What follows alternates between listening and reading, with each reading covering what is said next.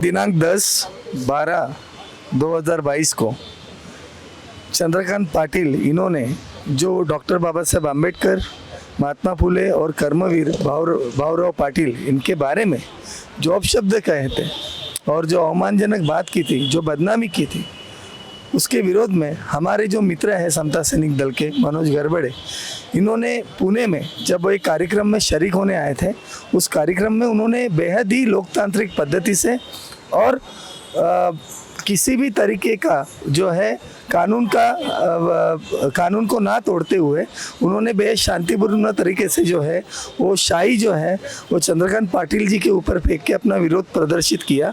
उस टाइम उन्होंने चंद्रकांत पाटिल या उनके साथ जो उनके कार्यकर्ता गण थे या पुलिस गण थे या सिक्योरिटी गण थे, उनको किसी भी तरीके की जो है आहत नहीं पहुँचाई या चोट नहीं पहुँचाई।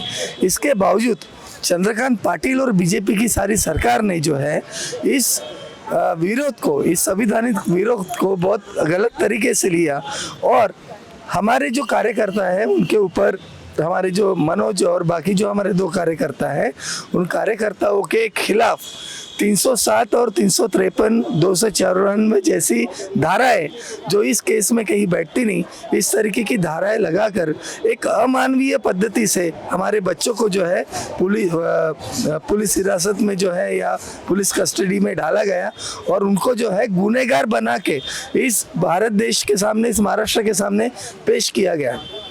हम भारतीय लोकतंत्र के नागरिक हैं।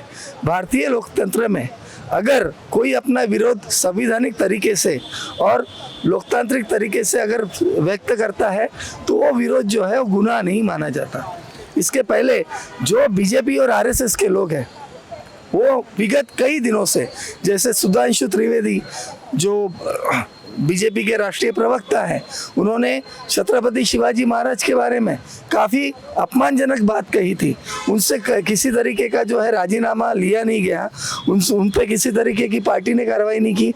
उन पे इतनी सारी जो तकरार हमने जो है कंप्लेंट्स उनके बारे में, उनके विरोध में देने के बाद भी किसी तरीके की कार्रवाई नहीं की गई। कोश्यारी जैसा जो आदमी आरएसएस की टोपी डाल के राज्यपाल के पद पे बैठता है, वो जानबूझ के बार बार डॉक्टर बाबा साहेब आम्बेडकर, महात्मा फुले, सावित्रीबाई फुले, इन सभी बहुजन महापुरुषों का अपमान करते हुए दिखता है। इसके बावजूद उसके खिलाफ बीजेपी और आरएसएस जैसी मनुवादी और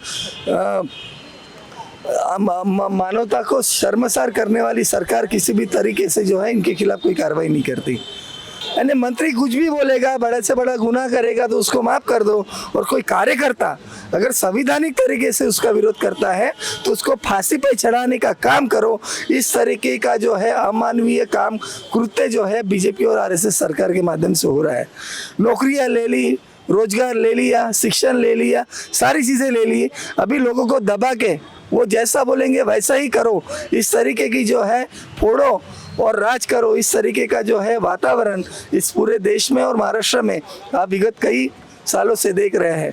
हम मनोज के साइड, हम जो है हमारा भाई मनोज गरबड़े और हमारे दो साथी समता सैनिक दल के, उनके साथ हम ताकत से खड़े हैं। कल हमको पता चला कि रात को हमारे बाकी जो पुणे के सैनिक हैं उनको भी जो है अरेस्ट करने का प्रयास किया गया, उनके नाम लिए गए, उनसे जो है इंक्वायरी की गई। हम क्या गुनहगार हैं जो हमारे साथ इस तरीके का बर्ताव किया जाता है कि हमने किसी को मारा है या हमने किसी का मन दुखाया है या किसी के हाथ पैर तोड़े हैं, तो आप इस तरीके से जो है हमारे बच्चों को प्रताड़ित करते हो। हम जो है बाबा साहब के संगठन के समता सैनिक दल है, हम नीतियों पे विश्वास करते हैं, हम शील मानने वाले लोग हैं, हम किसी भी प्रकार का गैर कानूनी काम कभी नहीं करते। और हमने अगर हमारा विरोध प्रदर्शित किया है तो बहुत सौजन्यपूर्ण तरीके से किया है। ये भारतीय समाज लोकतंत्र को मानता है, इसलिए हम किसी भी तरीके की अनुचित घटना नहीं करते। इसके बावजूद इस देश में धार्मिक जातीय ध्रुवीकरण करने के एक में उद्देश्य से ये लोग जो है हमें प्रताड़ित करते हैं, हमारे कार्यकर्ताओं को जेल में डालते हैं। और अभी कुछ नहीं मिला तो हमको नक्सल बनाएंगे, कुछ नहीं मिला तो हमको उग्रवादी बनाएंगे, इस तरीके की ये जो है कृत्य करते हैं। लेकिन हम डरने वाले नहीं हैं, हम पूरे ताकत से उनका मुकाबला करेंगे। देश में सरकार, लोकतंत्र में सरकार किसी एक की कभी नहीं रहती। आज जो जुल्म कर रहे हैं, कल हमने ये बात स्पष्ट की है कि जितना जुल्म तुम हमारे पे करोगे उसका उतना भुगतान हमारी भारतीय जनता करेगी।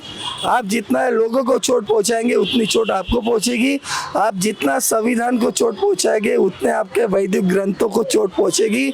तो चोट पहुंचाने का जो है धंधा और जो गोरख धंधा आप कर रहे हो, जो जाति कर रहे हो, बंद करें। और वो बंद करके हमारा जो भाई है उसको तुरंत रिहा करें। हम वैसे भी हाईकोर्ट जा रहे हैं उसके रिहाई के लिए। जिसने लोकतंत्र को मजबूत किया है, ऐसा जो संविधान को मानता है, ऐसा सैनिक मनोज गरबड़े और हमारे साथी और 122 सैनिकों के ऊपर गुनाह दाखिल किया है, उनको छोड़ना चाहिए। यदि यह नहीं छोड़ते तो महाराष्ट्र, ये तो छोटे खाने हम लोगों ने आज आंदोलन किया, लेकिन ऐसा ही पूरा महाराष्ट्र में आंदोलन होगा। और एट्रोसिटी एक्ट के तहत हम लोग चंद्रकांत पाटिल के ऊपर जो है वो गुनाह नोंद करेंगे। और हमारा जो भाई है मनोज गरबड़े, जो कानूनन हम लोग जाके उनकी FIR भी कैसे उड़ाना है वो हम लोगों को पता है। इतना ही मैं बोलना चाहूँगी। मी ॲडव्होकेट भावना जेठे। मी हे जे मनोज दादाला त्यांनी अटक केलेली आहे हे एकदम चुकीचं काम केलेलं आहे। त्यांनी एक शिपाई म्हणून त्यांनी बाबासाहेब आंबेडकरांना एक आपलं जिवंतपणाचं उदाहरण दिलेलं आहे की इतकं ज्या माणसाचा जगात गाजावाजा आहे त्या माणसाबद्दल असे अभद्र शब्द त्यांनी काढलेले आहेत। त्याच्या विरुद्ध हे जे त्यांनी प्रतिक्रिया त्यांनी दाखवलेली आहे ही खूप चांगली आहे आणि आम्ही त्याच्या समर्थनार्थ सदैव उभे राहू। आमचा सैनिक दल त्याच्यावर नेहमी त्याला सहाय्य करेल आणि त्याच्या पाठीशी उभे राहील। त्याला काही घाबरायची गरज नाही आहे आणि बाबासाहेबांचं कार्य आम्ही असं सतत पुढे नेत राहू।